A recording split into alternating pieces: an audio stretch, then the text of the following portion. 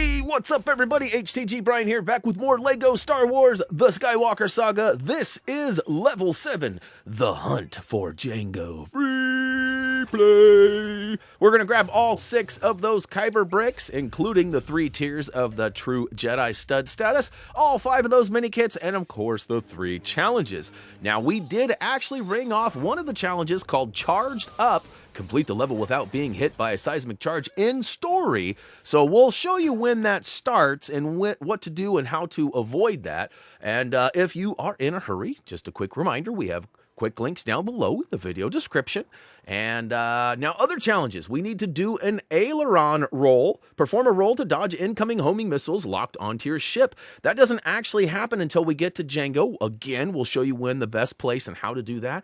As well as the final challenge, flying is for droids. Navigate through the tunnel within the largest asteroid without crashing. Now, we can actually do that before we start the battle with Jango, so we'll show you how to do that too. Now, we're going to go ahead and jump into episodes. Episode 2, Attack of the Clones, The Hunt for Jango. And as you can see, we got that one challenge, but nothing else. Well, we got a couple Kyber breaks for the True Jedi status, but we'll do better and get more now that we have a 2x stud multiplier. Now, as soon as we start in, you can see there's a mini-kit label in the bottom left-hand corner. Go ahead and fly up towards the kind of upper right, and you'll see a gold or yellowish asteroid. Take it down and collect the first mini-kit. Woo to the who! All right, next up, we do recommend that you have the collectible detector turned on. And the reason for that is because it is going to help us find these 5 antennas that are scattered throughout the wreckage. So you can see we got the first of 5 there. We're going to turn hard right and go around the giant asteroid. And on our way around it, we find number 2. And around the back corner here, we find a few rocks. Make sure you take out as many of these destructible asteroids as possible, because we want to get that studdage way up top past the purple, or P-urple, as our guy Gray says. And again, we're just following along, looking for the antennas. Now, the order in which you find these may be a little different than ours, as some of these flying levels, they can kind of come at random times, or maybe your route flying around the rock might be a little different. In fact, there is a mini-kit right there that you may have gone and swooped up right now.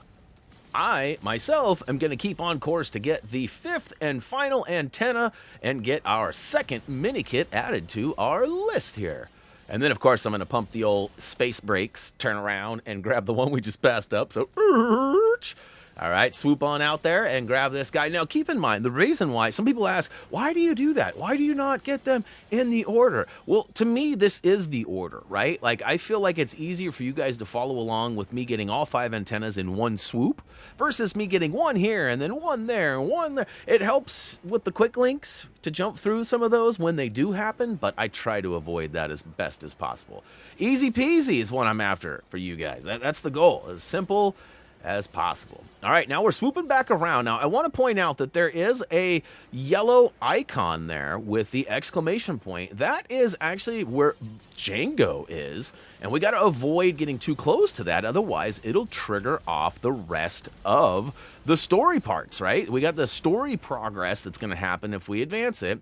And I'm coming out to this giant asteroid, and it was a bit of a funny angle getting in there, so I swoop way out and around, turn around, and find the entrance. You can see there is a blue halo inside. Now, I recommend sort of coasting through here and not using your gas, because if you touch the walls in here, you're going to basically lose out on the particular challenge. Now, you can probably turn around and do it right again. I don't know if you'll have to reset the level or not, but make sure you grab the mini-kit, shoot anything and everything that's destructible, try to fly through those blue stud circles. And of course, if you make it all the way through and out the backside, which we're about to do, look at that, we got True Jedi too. This is like the triple whammy. We got True Jedi, we got the challenge for flying through the asteroid, and we got a mini-kit all in one swoop. That's pretty awesome. All right, again, steer clear of that caution sign because it will activate Jango, and it might create some extra stuff. The seismic bombs will start coming at you. He'll start shooting rockets at you. We want to avoid all of that until we get all of these kits collected.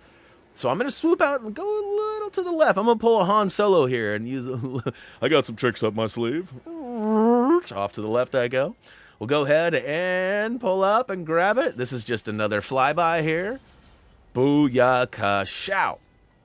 All Minikits should be officially collected. It should give us the on-screen prompt for our collectible that we got for all of them, including the Kyber brick for getting all of them. So we'll take that. Thank you very much. Now, what's our microfighter? It'll tell us again at the end, but it's Jango Starship. All right, next up, we're going to head towards the Yellow Caution. Now, I want to caution you to avoid the seismic charges. Now, if you get too close to him, you'll likely find yourself getting inside one of the blasts, and that will cause you to have to replay this level. Now, fun fact for you, I'm pretty sure in a minute, I actually get hit by one. Luckily for me, I completed it in the story, so we're good there. I don't have to do it again or anything like that. As long as you got the challenge completed, you should be able to advance. So I'm going to start trying to deplete that meter and take out some of his health. Luckily for me, I am doing some pretty serious damage in this little ship. And now, for the final challenge, we have to do an Aileron roll. Perform a roll to dodge incoming homing missiles. This is when you're going to want to do it. I tried to use the L1 and the R1, and as you see, I was able to successfully avoid those missiles, but what it didn't do is do an Aileron roll. So you got to push L1 and R1 to do it. At least it wasn't counting the L1 and R1. So let me clarify. You have to push them both at the same time versus just one at a time. Hopefully that's clear enough. The challenge is up now. Do an Aileron roll. Simply hit L1 and R1 at the same time when a homing missile is locked on. Repeat this process 3 times before you take out Jango's meter, and you should get that final challenge. So I think that should be 2 for us now. See, I even get exploded. And I still am able to get a 3rd roll, which is coming up here in a hot second. I got to get another missile hot on me. See, you can see it's coming. It's coming. All right. And I hit the L1 and R1 and do the roll. Not a strafe to the side, but an actual roll. And booyakashow. We got that final challenge complete. And now it's on, boy. I actually have sped this last little section up a wee bit because everything you probably were here for has been completed, so I figured we'd shorten this up. Now, again, we've talked about this in previous videos. I've asked you guys time after time if you guys would prefer that I stop, save and exit the levels now, or if I should finish it. The votes have always been about 50%. So 50 saying we should finish, 50 saying we should quit, and ultimately, I sort of just have always decided that those who want to save and exit have the luxury of doing that, and then simply clicking on the next video in our playlist or finding it however you guys do your searching. Meanwhile, the people who want to watch or need to watch the end of the video still get that option by just simply letting the video play.